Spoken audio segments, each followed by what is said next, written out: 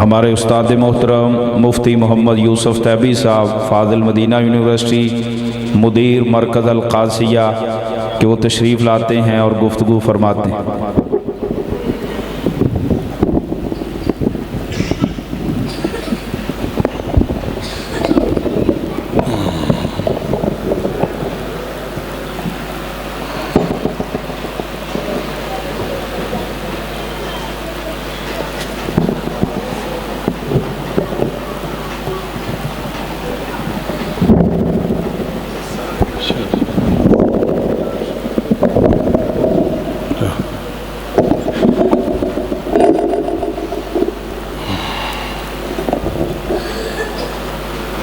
السلام علیکم ورحمۃ اللہ۔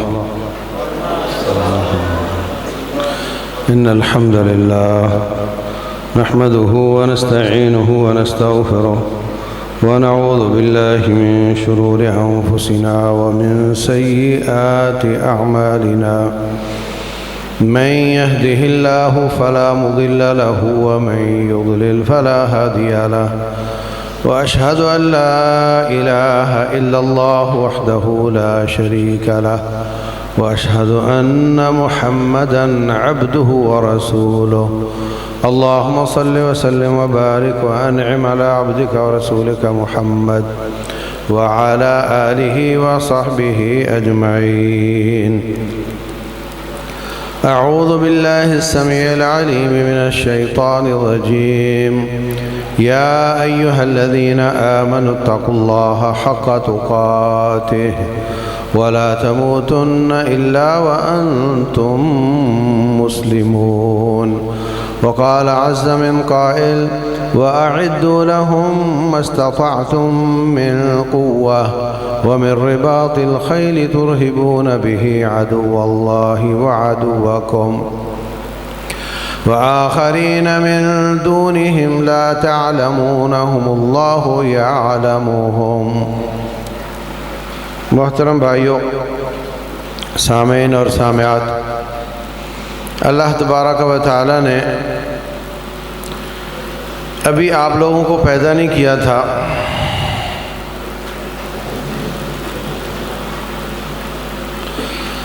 ابھی اللہ تعالیٰ نے ہم سب کو پیدا نہیں کیا تھا، تو اللہ نے فرشتوں کو بتا دیا کہ میں انسان آدم بنانے جا رہا ہوں۔ تو فرشتوں نے کیا کہا تھا؟ أَتَجْعَلُ فِيهَا مَنْ يُفْسِدُ فِيهَا وَيَسْفِكُ الدِّمَاءَ، یا اللہ ایسا انسان بنائے گا، خون بہائے گا، فساد مچائے گا، اور ہم بڑے شریف ہیں، نَحْنُ نُسَبِّحُ بِحَمْدِكَ وَنُقَدِّسُ لَكَ، بس تیری تسبیحیں بیان کرتے رہتے ہیں اور تیری تقدیس بیان کرتے رہتے ہیں۔ اس لیے کہ ان کو اللہ تعالیٰ نے خواہشات نہیں لگائیں، نہ وہ کھاتے ہیں نہ پیتے ہیں، نہ کوئی ان کو گھر بنانے کی فکر ہے، کوئی خواہشات ہے ہی نہیں، مال، اولاد، بیوی، عورت، یہ فتنے ہیں ان کے پاس ہی ہے ہی نہیں۔ تو اللہ تعالیٰ کی حکمت نے تقاضا کیا کہ ان کو تو میں نے کوئی اختیار ہی نہیں دیا، تو یہ نیک ہیں تو کیا کمال ہے؟ کمال تو یہ ہے کہ میں ایسی مخلوق پیدا کروں جن کو اختیار بھی دوں اور پھر بھی وہ میری بات مانے۔ جیسے کوئی نبینہ کہے کہ میں بڑا اچھا ہوں، میں فلم نہیں دیکھتا، اور ایک آنکھ والا کہے کہ میں دیکھ سکتا ہوں مگر میں فلم نہیں دیکھتا، فرق ہے یا نہیں؟ اتنا ہی فرق فرشتہ کہے اور انسان کہے تو پڑ جاتا ہے۔ تو اللہ تعالیٰ کی حکمت یہ ہے کہ اختیار کے باوجود میرا بندہ میری بات مانے، تو اس نے یہ نہیں فرمایا کہ تم غلط کہہ رہے ہو، وہ فساد نہیں مچائے گا، وہ بڑا نیک ہوگا، وہ خون نہیں بہائے گا۔ اللہ تعالیٰ نے یہ نہیں فرمایا۔ مطلب آپ لوگوں کی شہرت پیدا ہونے سے پہلے ہی اچھی نہیں تھی۔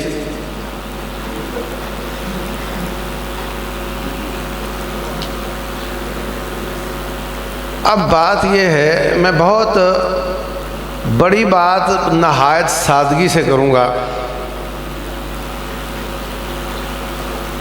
ہم سب اللہ تعالیٰ کے کیا لگتے ہیں؟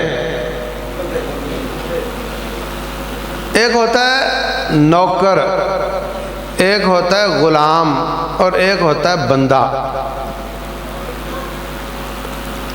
نوکر کی اطاعت اور طرح کی ہوتی ہے، غلام کی اور طرح کی ہوتی ہے، اور بندے کی اور طرح کی ہوتی ہے۔ نوکر مطلب مزدور، آپ جائیں روڈ سے مزدور لے کر آئیں، وہ آپ سے 2 سوال کرے گا۔ کیا پوچھے گا؟ کیا دو گے؟ اور دوسرا سوال کام کیا ہے؟ اب اگر آپ نے یہ کہا جی اینٹیں چھت پہ رکھنی ہے، 1000 روپیہ دوں گا، آ کر وہ کہے جی میرے بچوں کے کپڑے دھو دو، وہ نہیں دھوئے گا۔ وہ کہے گا جی جو بات ہوئی ہے اسی پر ہوں گا میں۔ یہ اس کی فرما برداری محدود اور مشروط ہے۔ اس سے زیادہ فرما برداری ہوتی ہے غلام کی۔ غلام آپ نے 80 لاکھ کا خریدا، وہ آپ سے 2 سوال کرے گا؟ ہاں، آپ اس کو کوئی بھی کام کہو اور کوئی پیسہ نہ دو، وہ کرے گا۔ اور اگر وہ کما کر لائے گا تو کس کا ہوگا؟ اور اگر اس کی کسی لونڈی سے شادی کر دو اور اس کے بچے، وہ کس کے ہوں گے؟ وہ بھی مالک کے۔ جب باپ مالک کا ہے تو بچے بھی مالک کے ہیں۔ جو غلام جس چیز کا مالک ہے اس کی ہر چیز کے آپ مالک ہیں۔ یہ غیر مشروط اطاعت اور فرما برداری کرتا ہے۔ یہ آپ نے بنایا نہیں، اس کو آپ نے پیدا نہیں کیا، اس کو آپ نے خریدا ہے، حتیٰ کہ جان کر جوان بھی نہیں کیا۔ جوان ہوا ملا ہے آپ کو، آپ نے صرف پیسہ لگایا ہے۔ اس کی اطاعت اس لیول کی ہے۔ اور جس غلام کو مالک نے پیدا کیا ہو اس کی اطاعت کیسی ہونی چاہیے؟ شرطوں والی۔ جس غلام کو مالک نے ہاتھ سے بنایا ہو اس کا پیسہ اس کا ہوگا۔ ہاں بولو، اس کا پیسہ اس کا ہوگا، اس کی اولاد اس کی ہوگی، اس کی جان اس کی ہوگی؟ بالکل نہیں۔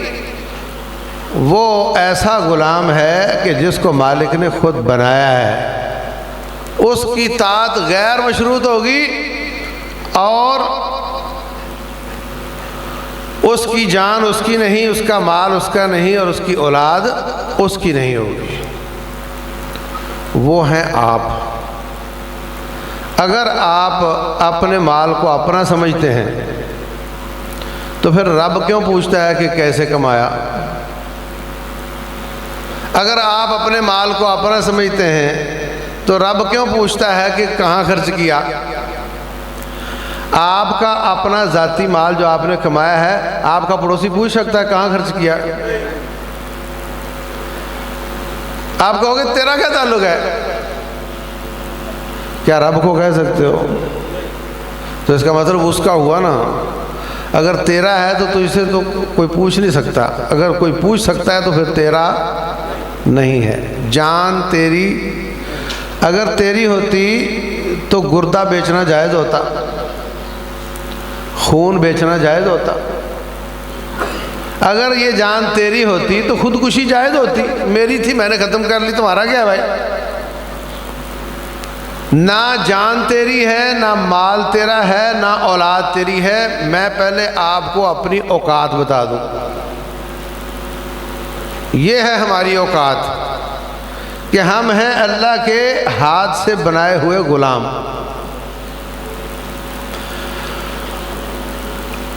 باپ کا بچوں پر اتنا حق نہیں ہوتا جتنا بنانے والے مالک کا اپنے غلاموں پر حق ہے۔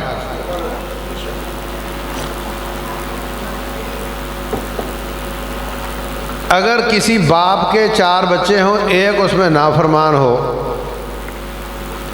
اور باپ کہے بیٹو پکڑو اس کو، لٹاؤ لگاؤ اس کے 2، اور اس کے بیٹے اس کو پکڑیں اور لٹا کر 2 لگا دیں، کسی کو اعتراض ہے؟ ہاں، کوئی لاجک چاہیے اس کے لیے؟ کوئی دلیل چاہیے اس کے لیے؟ کوئی اخلاقی جواز چاہیے اس کے لیے؟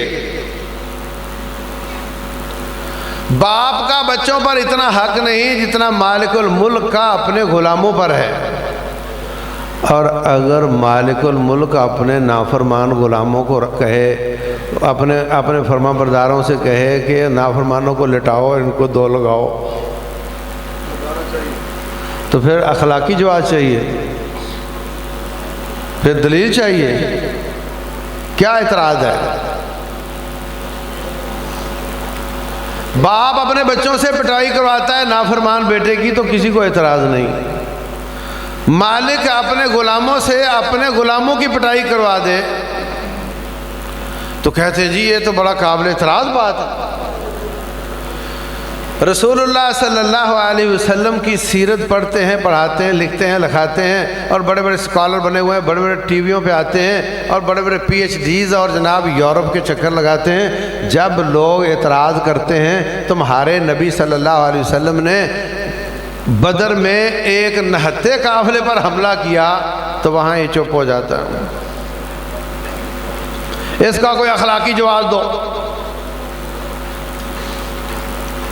کوئی ہمت کر کے کہتا ہے کہ وہ قافلہ دراصل مہاجروں کے مال سے بنا تھا تو مہاجروں کا حق تھا کہ اس کو واپس لے سکتے ہیں، تو وہ کہتے ہیں پھر خیبر پہ حملہ کیوں کیا؟ پھر یہ بھی چپ ہو جاتا ہے۔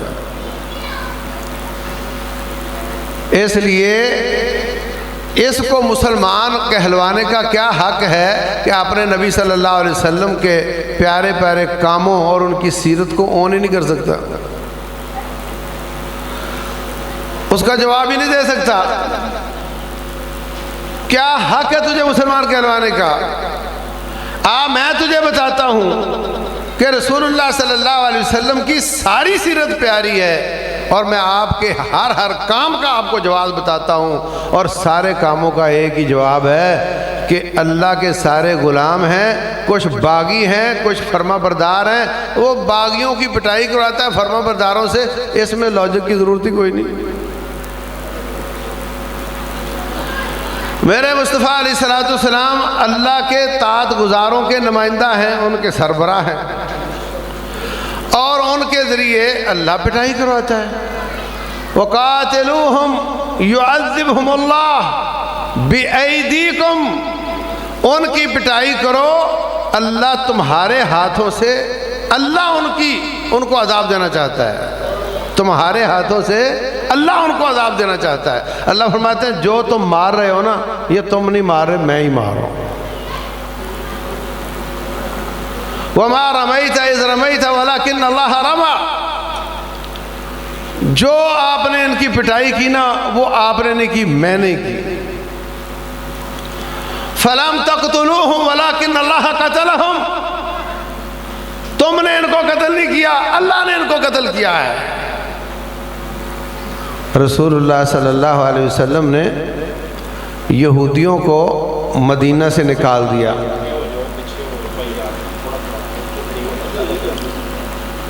ایک دفعہ کھڑے ہو کر آگے ہو جاؤ، آپ کی ٹانگیں بھی سیدھی ہو جائیں گی، کھڑے ہو کر ایک دفعہ آگے آ جاؤ، بسم اللہ۔ ایک دفعہ سارے بھائی کھڑے ہو کے نا ایک ایک قدم آگے آ جاؤ۔ پکھے نہیں چلے ہوئے چلا دو، چلا دی۔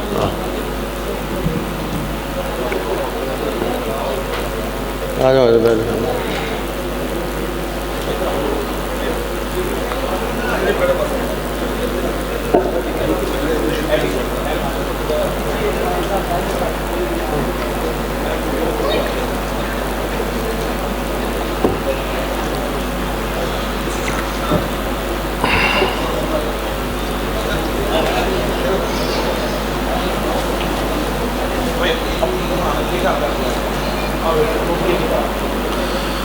کیا بات ہو رہی تھی؟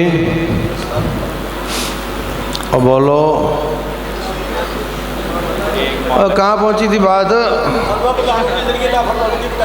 وہ تو پرانی بات ہو گئی، آخر میں کیا کہا تھا؟ ہاں، رسول اللہ صلی اللہ علیہ وسلم نے درود نہیں آیا، کوئی نہیں آیا، رسول اللہ صلی اللہ علیہ وسلم نے بنو نضیر کے یہودیوں کو نکلنے کا حکم دیا۔ انہوں نے رسول اللہ صلی اللہ علیہ وسلم کی شہادت کا منصوبہ بنایا تھا۔ آپ ان کے پاس گئے تو کہنے لگے چھت پہ چڑھو اور چکی کا پتھر ان کے اوپر گرا دو۔ اللہ نے بتا دیا۔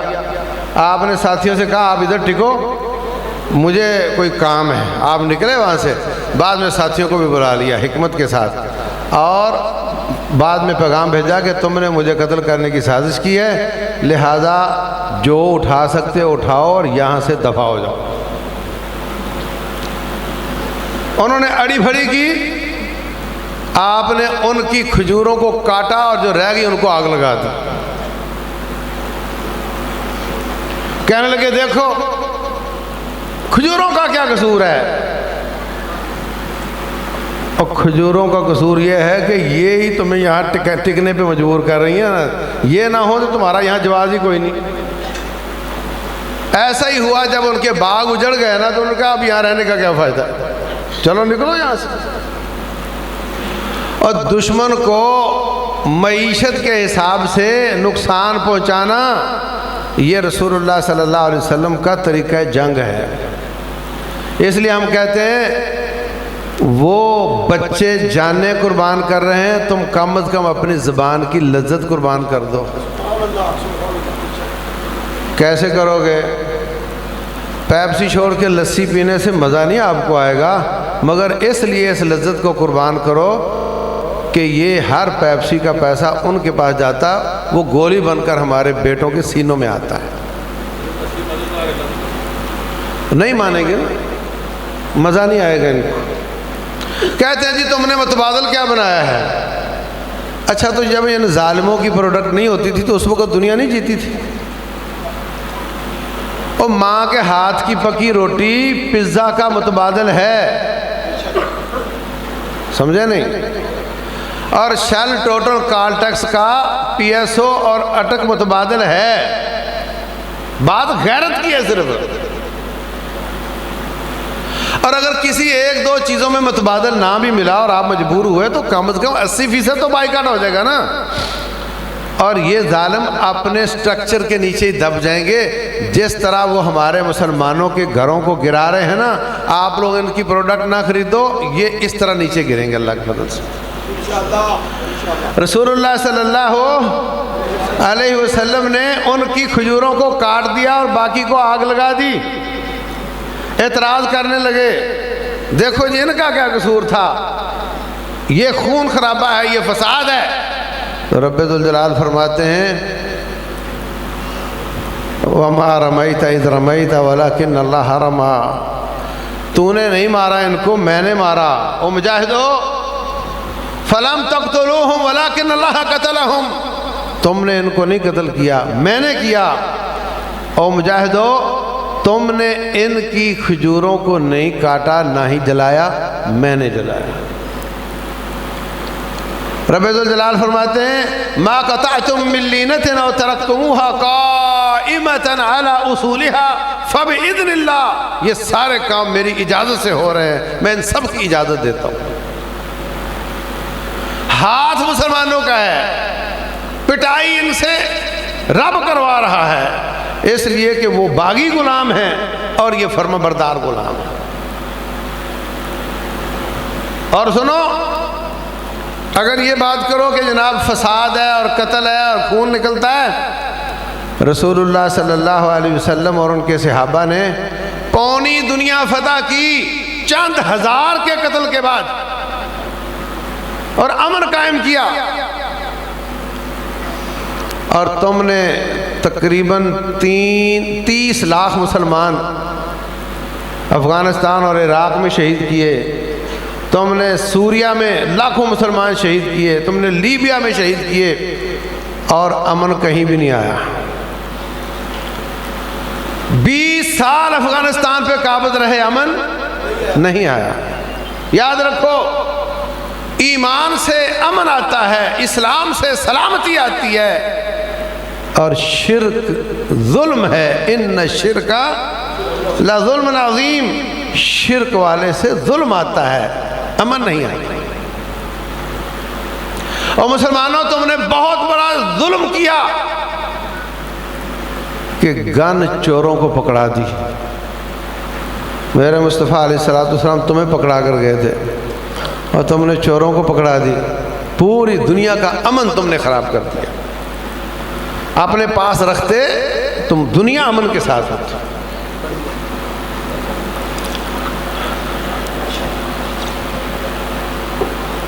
تو عزیز بھائیوں، رسول اللہ صلی اللہ علیہ وسلم نے تیاری کا حکم دیا، وَأَعِدُّوا لَهُمْ مَا اسْتَطَعْتُم مِّن قُوَّةٍ وَمِن رِبَاطِ الْخَيْلِ۔ رسول اللہ صلی اللہ علیہ وسلم فرماتے ہیں قوت سے مراد پیادہ فوج ہے، اور رباط الخیل سے مراد سوار فوج ہے۔ فرمایا الا ان القوت الرمی، اس سے مراد گولیاں چلانے والے، تیر چلانے والے، نیزہ چلانے والے ہیں، اور جو رباط الخیل ہے گھوڑے باندھنا، اس سے مراد ٹینک ہیں، توپیں ہیں، بختر بند گاڑیاں ہیں۔ تیار کرو، جتنی تمہاری طاقت ہے اتنا تیار کر لو، جتنی طاقت نہیں اس کا انتظار نہ کرو، بس میدان میں آ جاؤ، میدان سجا دو۔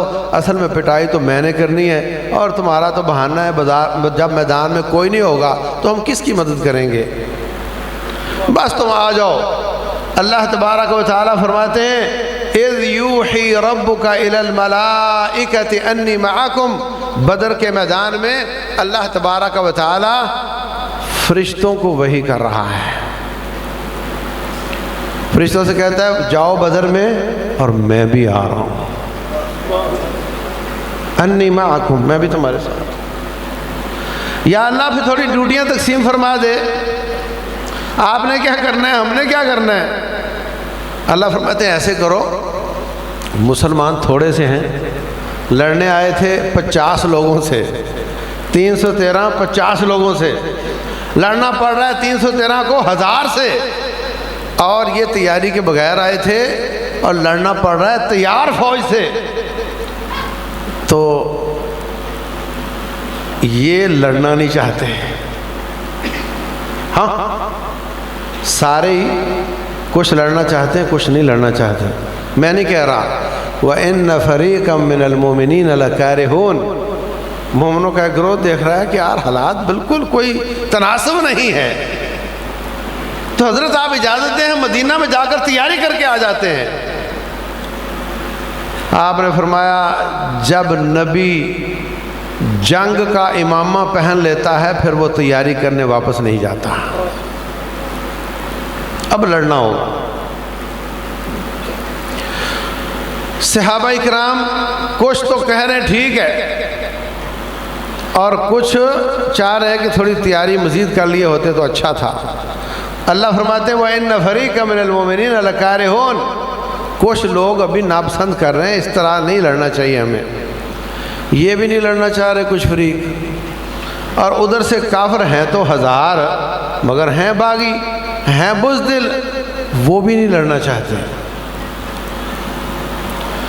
اور رب لڑوانا چاہتا ہے۔ رب نے 50 بندوں کا قافلہ دکھا کر ان کو گھر سے نکالا، اور اس کے انتقام میں ان 1000 کو وہاں سے نکالا۔ لڑنا کوئی بھی نہیں چاہتا تھا، رب لڑانا چاہتا تھا۔ اللہ فرماتے ہیں پھر میں نے یہ کام کیا، اذ یریکموہم اذ التقیتم فی اعینکم قلیلا ویقللکم فی اعینہم، اللہ فرماتے ہیں مومنوں کو کافر تھوڑے کر کے دکھاتا تھا اور کافروں کو مومن تھوڑا کر کے دکھاتا تھا۔ اور میرے رب کے لشکر دیکھو، آنکھیں اپنی ہیں مگر بندے تھوڑے دیکھ رہی ہیں۔ مسلمان تھے 300 سے زیادہ، ان کو نظر آتے تھے 100-150۔ ہم 1000 اور 100-150 کچا کھا جائیں گے، ان کو لڑیں گے۔ اور کافر تھے 1000، ان کو لگتے تھے 500-600۔ اچھا 300 ہم ہیں، 500-600 تو کیا فرق رہ جاتا ہے؟ ہم مومن ہیں، اللہ ہمارے ساتھ ہے، لڑیں گے۔ دونوں لڑنے کے لیے تیار ہو گئے۔ اب دونوں فوجیں آمنے سامنے، اگر کافر بھاگ جاتے تو لڑائی نہیں ہوتی تھی، اگر مسلمان نہ ہمت کرتے تو لڑائی نہیں ہوتی تھی، اور رب لڑانا چاہتا تھا، اس لیے دونوں کو حوصلہ دے کر کھڑا کیا۔ اب اللہ فرشتوں کو وحی کر رہا ہے، اذ یوحی ربک الی الملائکۃ انی معکم، فرشتوں آپ جاؤ بدر میں، میں بھی ادھر ہی ہوں۔ اچھا یا اللہ کوئی ڈیوٹی تقسیم کر لے؟ تو فرمایا فثبت الذین آمنوا، مومنوں کو تھوڑا تھپکی دینا، ان کو تھوڑا جما کے رکھنا، ان کے قدم جمانا۔ سألقی فی قلوب الذین کفروا الرعب، پہلا راؤنڈ اس میں تم ان کو جما کے رکھنا، میں ان کے دل میں رعب ڈالوں گا۔ یہ پہلا راؤنڈ ختم ہو گیا۔ جب وہ بھاگنے لگ جائیں تو دوسرا راؤنڈ شروع ہوگا، فَاضْرِبُوا فَوْقَ الْأَعْنَاقِ، ان کی گردنوں پہ مارنا ہے، وَاضْرِبُوا مِنْهُمْ كُلَّ بَنَانٍ، ان کے ایک ایک جوڑ پر مارنا ہے۔ رب مارنے کا حکم بھی دیتا ہے، مارنے کا طریقہ بھی بتاتا ہے، اور مارنے کی جگہ بھی بتاتا ہے۔ ایسا ہی ہوا۔ صحابہ اکرام کھڑے ہیں، کہتے ہیں کھڑے کھڑے سو رہے ہیں ہم، ایسا سکون نازل ہوا، فثبت الذین آمنوا، ایسا سکون نازل ہوا، کہتے ہیں کھڑے کھڑے سو رہے ہیں۔ اور جب دشمن بھاگا، ایک صحابی کہتے ہیں میں اس کے پیچھے پیچھے بھاگا، وہ آگے آگے میں پیچھے پیچھے، میں نے تلوار اٹھائی مارنے کے لیے، وہ میرے مارنے سے پہلے گرا اور اس کا سر ایسے کچلا ہوا تھا جیسے پتھر کے ساتھ کچلا ہوا۔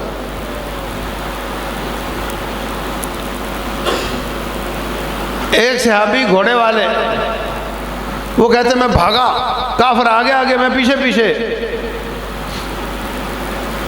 ایک آواز آئی اقبل یا حیزوم، حیزوم آگے بڑھو۔ پھر میں نے دیکھا کہ وہ بری طرح کٹا پھٹا پڑا تھا، میں نے اس کو کچھ نہیں کہا۔ رسول اللہ صلی اللہ علیہ وسلم فرماتے ہیں یہ تیسرے آسمان کا فرشتہ تھا جو تجھ سے آگے بڑھ کر اس نے اس کو قتل کیا۔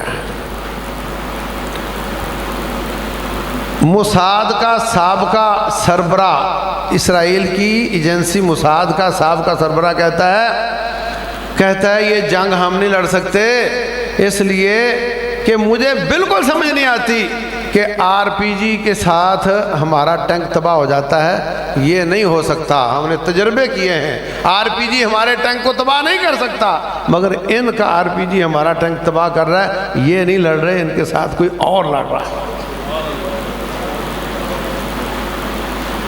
وہ کئی ویڈیو دیکھے ہیں، عجیب کہانی ہے، میزائل جاتا ہے جا کر کے جہاز کو گرا دیتا ہے، جا کر کے ٹینک کو تباہ کر دیتا ہے، ایسا تھوڑے ہوتا ہے، اتنا سا مارکے کا میدان ہے۔ تو میرے عزیز بھائیوں، رب ذوالجلال کا وعدہ ہے آپ جاؤ ہم آ رہے ہیں۔ کافر کا یہ طریقہ واردات ہے، کافر کی یہ اسٹریٹجی ہے کہ وہ اس بات کو اچھی طرح سمجھتا ہے کہ مسلمان اس کا رب ساتھ دیتا ہے، اس کے فرشتے ساتھ دیتے ہیں، اس لیے ایسا کرو، کوئی ایسی شکل بناؤ کہ ان کا رب ان سے ناراض ہو جائے۔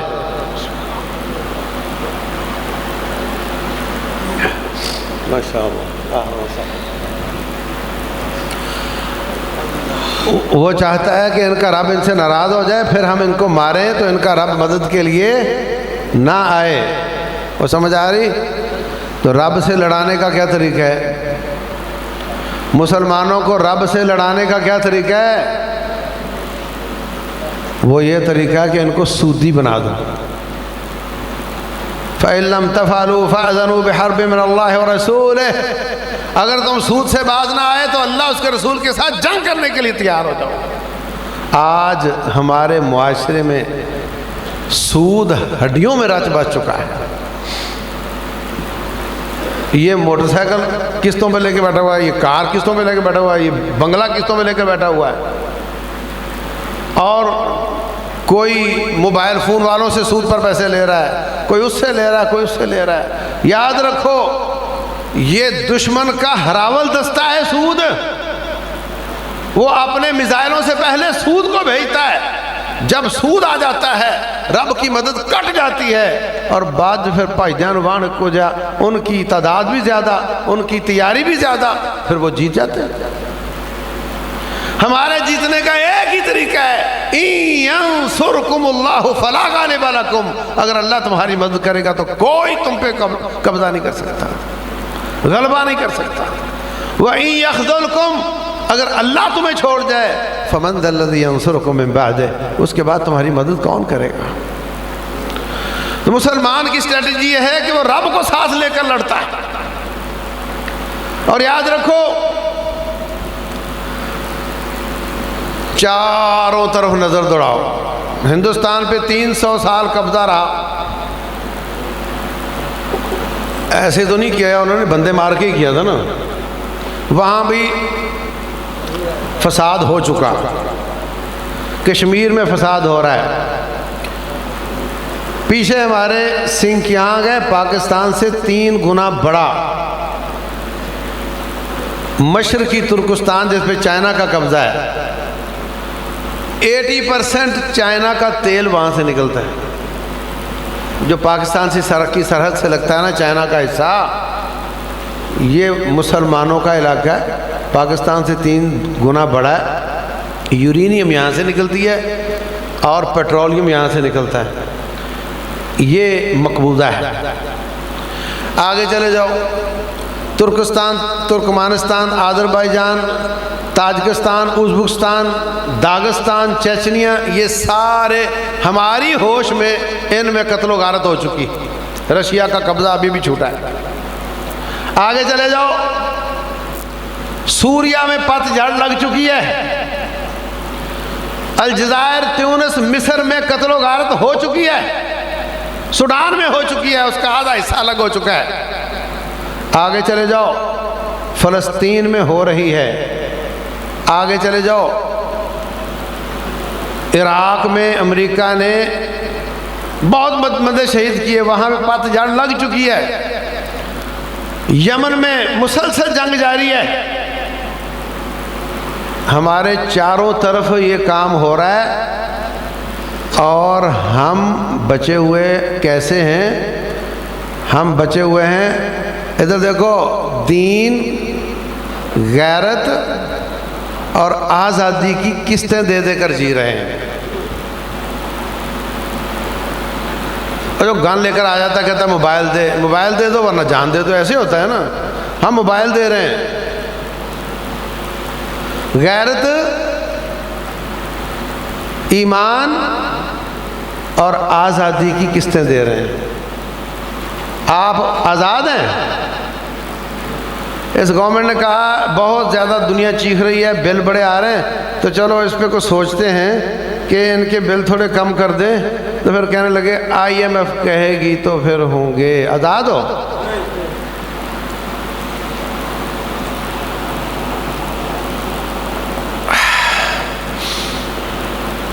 جماعت اسلامی کے امیر صاحب نے ایک کلپ میں بتایا کہ وہاں پر کوئی بے حیائی کے بورڈ لگے ہوئے تھے، اتروا دیے، تو IMF کا نمائندہ کہتا ہے قسط نہیں ملے گی۔ اس نے کہا کیوں؟ کہتا ہے تو انہوں نے بے حیائی کے بورڈ اتروا دیے۔ آپ میکڈونلڈ بند کر کے دیکھ لو، آپ کی قسطیں بند، آپ KFC بند کر کے دیکھ لو، آپ کی قسطیں بند، آپ پیپسی بند کر کے دیکھ لو، آپ کی قسطیں بند، آپ حافظ صاحب کو چھوڑ کے دیکھ لو، آپ کی قسطیں بند۔ آزاد ہو؟ آزادی، غیرت اور ایمان کی قسطیں دے دے کر جی رہے ہو۔ اور سنو، بوسنیا کا نام سنے؟ ہمارا ایک عرب ساتھی کہتا ہے میں گیا بوسنیا، میں نے جا کر کہا میں مسلمانوں کو ملنا چاہتا ہوں، تو لڑکیاں کچھے پہن کے آ گئیں اور لڑکے اور شراب شروع لے کر، ہاں جی ہم مسلمان ہیں، کریں بات کیا کرنا چاہتے ہیں آپ؟ ہم ہیں مسلمان، نہ ایمان نہ غیرت نہ آزادی، نماز نہیں پڑھتے، ننگے رہتے ہیں، شرابیں پیتے ہیں، کلمہ نہیں آتا، صرف اتنا پتہ ہے کہ ہم مسلمان ہیں بس۔ کیا ان کو عیسائیوں نے چھوڑا؟ اتنا مارا اتنا مارا اتنا مارا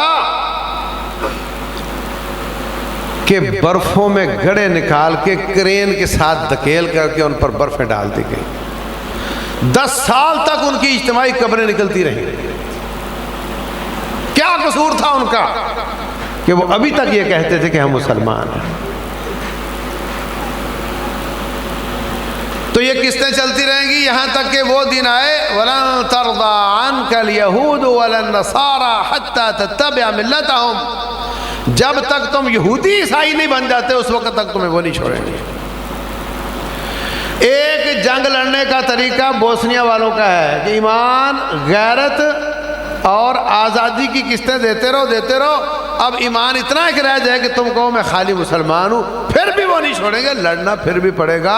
اور میں نے بتایا تمہارے تو پیدا ہونے سے پہلے تمہاری شہرت خراب تھی، آپ کے پاس یہ آپشن نہیں کہ لڑیں یا نہ لڑیں، آپ کے پاس یہ آپشن، یہ تو لڑنا ہی ہے، یہ تو آدم کی اولاد ہے، اگر آپ امن سے رہو گے تو وہ مارنا شروع کر دیں گے۔ اب انہوں نے مجاہدوں کو بند کر کے دیکھ لیا نا جو حشر ہو رہا ہے ان کا جگہ جگہ دیکھ لیا نا، بس آپ چڑھو گے تو وہ پیچھے دفاعی ہو جائیں گے، آپ دفاعی ہو جاؤ گے تو وہ چڑھائی کر دیں گے۔ ایسا تو نہیں ہو سکتا کہ ساری دنیا کہے بس جی کوئی کسی سے نہیں لڑے گا، ایسا ہو نہیں سکتا۔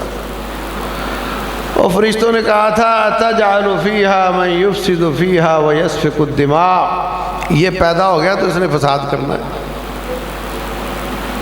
تو یہ آپشن تو ہے ہی نہیں کہ لڑائی نہیں ہوگی، لڑائی آپشن تو یہ ہے کہ آپ نے ایمان، غیرت اور آزادی کے ساتھ رب ذوالجلال کو ساتھ لے کر لڑنا ہے، یا آپ نے ایمان، آزادی، غیرت کی قسطیں دے کے رب کی مدد ختم کر کے نہتے ہو کے لڑنا ہے۔ لڑنا تو پڑے گا، لڑنا تو پڑے گا، نہیں لڑو گے کب تک نہیں لڑو گے؟ ابھی چل رہا ہے، بے حیائی پہ بے حیائی بڑھ رہی ہے، ان کے مطالبے بڑھ رہے ہیں، پورے ہو رہے ہیں، آخر بہرحال لڑنا پڑے گا، یہ تو طے ہے۔ تو جب فلسطین میں مسلمانوں کے کٹے پھٹے ناشے نظر آتے ہیں تو مسلمان کا خون کھولتا ہے اور یہ چاہتا ہے کہ میں بھی پھٹ جاؤں، مجھے کوئی راستہ ملے تو میں چلا جاؤں۔ چاہتے ہو نا؟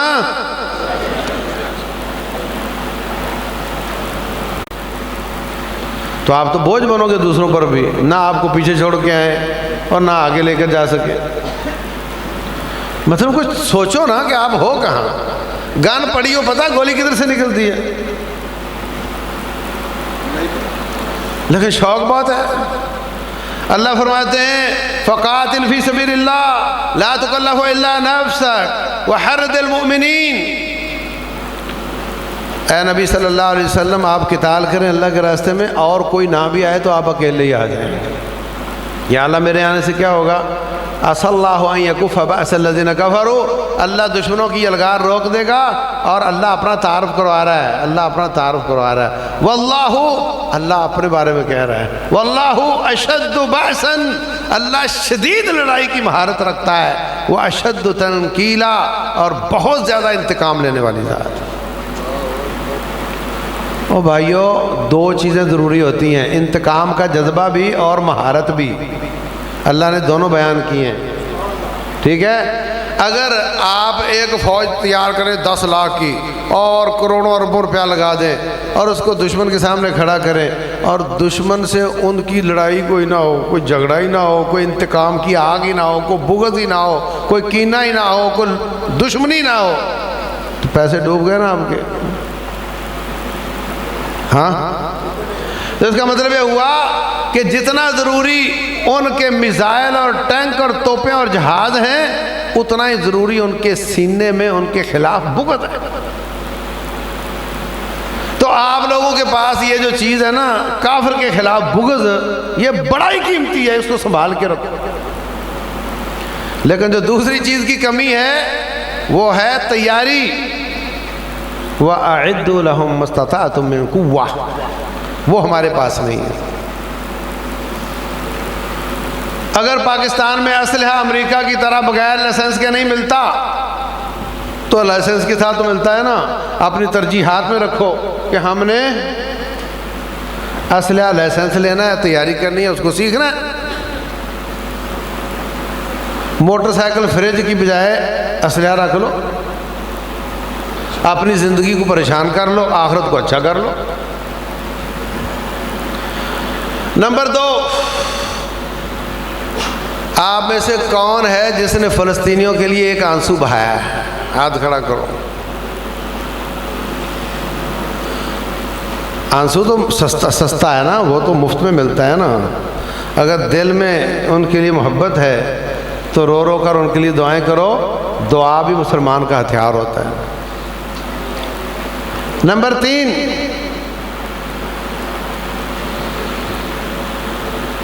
نمبر 3 یہ ہے کہ جو انہوں نے ہم پر وار کیا ہوا ہے بے حیائی کا اور سود کا، اس سے چھٹکارا حاصل کرو۔ آپ کہتے ہیں فوجیں کھسی، فوجیں کچھ نہیں کرتی۔ کس کام کے لیے تم نے میزائل بنائے ہوئے ہیں؟ کس کام کے لیے تم نے یہ کیے ہوئے ہیں؟ ہو بھائیو، اگر آپ نے بینک سے 50 لاکھ کی گاڑی لی ہوئی ہو، قسطوں پہ 10 دیا ہو، 40 باقی ہو، جہاد پہ جاؤ گے؟ ہاں، جو حالت تمہاری وہی تمہاری حکومت کی ہے۔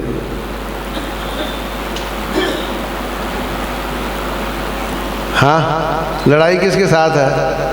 امریکہ کے ساتھ۔ IMF کس کی ہے؟ اس کے نیچے ایسے کرو اور اسی کو آنکھیں دکھاؤ، ہو سکتا ہے؟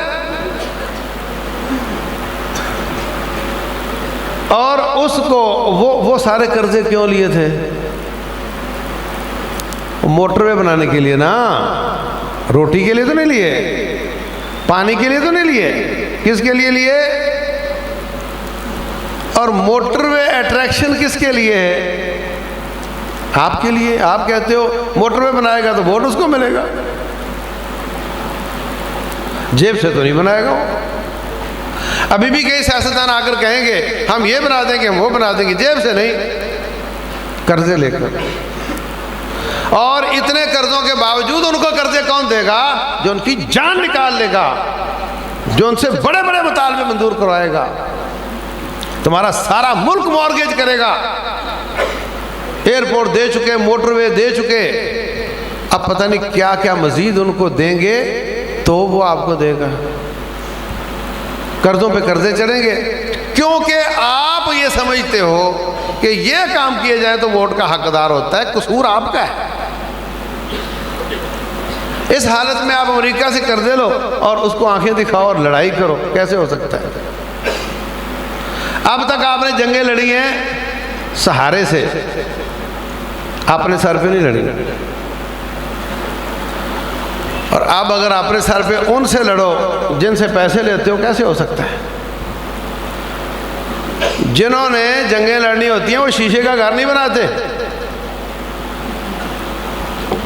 ہم کنڈے کی بجلی لگا لیں گے مگر AC بند، یہ حالت ہماری ہے۔ آپ کہتے وہ کرپشن ہے، میں خود کرپشن نہیں ہوں۔